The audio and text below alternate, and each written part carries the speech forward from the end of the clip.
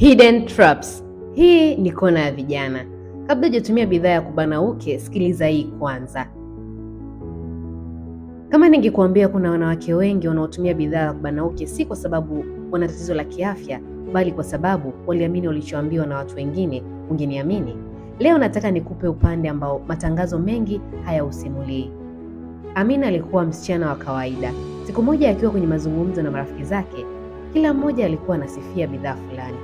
Wanaume wanapenda zaidi, inakufanya ujisikie confident, inakubana kama zamani.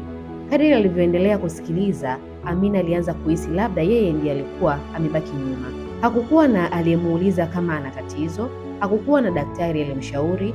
Kilichomshawishi ni maneno ya watu.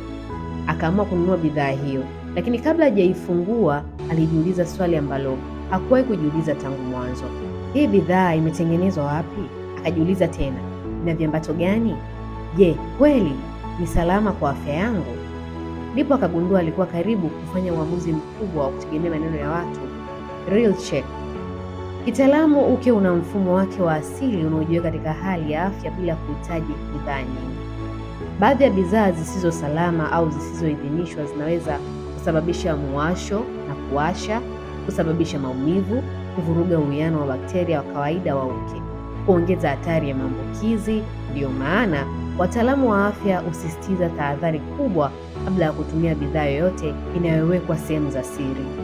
Ujumbe kwa vijana: si kila kinachouzwa ni salama, si kila kinachosifiwa kina ushahidi wa kisayansi. Kabla ya kutumia bidhaa yoyote mwilini, jiulize, ina viambato gani?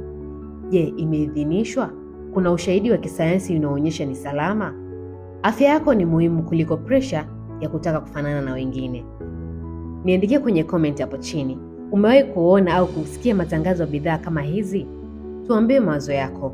Usisahau kushare video hii na rafiki yako, lakini pia usisahau kucomment, kulike. Mimi naitwa Sofia kutoka Hidden Gold Insight. Hii ni Hidden Traps.